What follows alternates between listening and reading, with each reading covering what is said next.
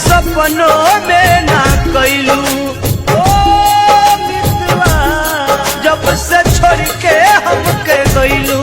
याद सपनों में ना कैलू एकर मतलब खुश बाड़ू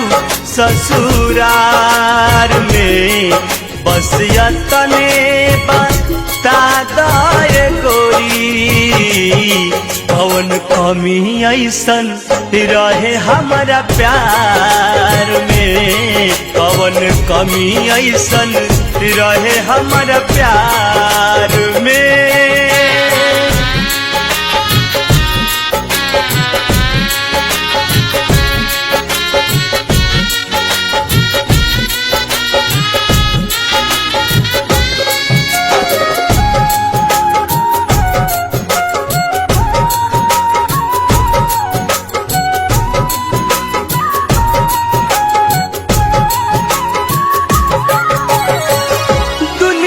बसाइली हलुआ अपन ससुराल में एक बेर न पूछलू जिया तानी कौन हाल में दुनिया बसाइली हलुआ अपन ससुराल में एक बेर न पूछलू जिया तानी कौन हाल में तू बदल गईलू हो तू बदल गईलू जाके एक बार में कौन कमी ऐसन रहे हमारा प्यार में कौन कमी ऐसन रहे हमारा प्यार में।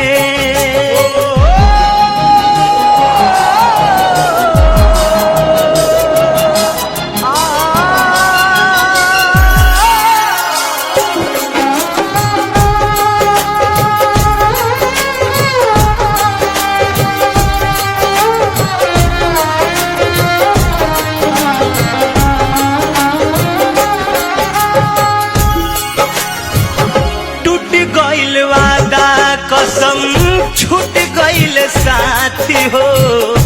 कैसे भुलाइल जाई मिलन पहिला रात हो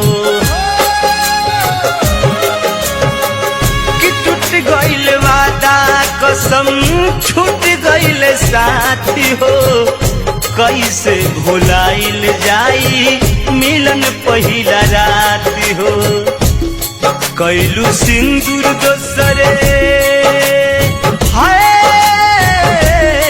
कैलू सिंदूर दूसरे नाम के सिंगार में कौन कमी ऐसन रहे हमारा प्यार में कम कमी रहे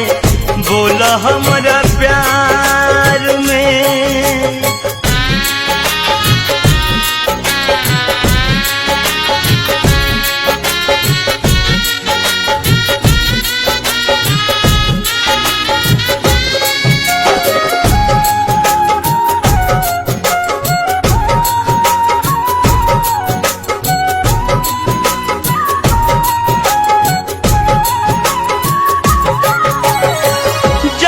जवन कहलू कैनी देली सब कुछ छान के तब काहे धोखा दे के गईलू अपना जान के जवन जवन कहलू कैनी देली सब कुछ छान के तब काहे धोखा दे के गईलू अपना जान के। अरुण राकेश मिलल हो बबलू पर मधु मिलले जख्म उपहार में कौन कमी रहे कह हमारा प्यार में है कौन कमी रहे कह हमारा प्यार में। जब से छोड़ के हमके गईलू याद सपनों में ना कैलू एकर मतलब खुश बाड़ू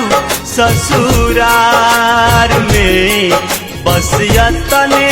बता दे गोरी गोरी कवन कमी ऐसन रहे हमारा प्यार में, कवन कमी ऐसन रहे हमारा प्यार में, कवन कमी ऐसन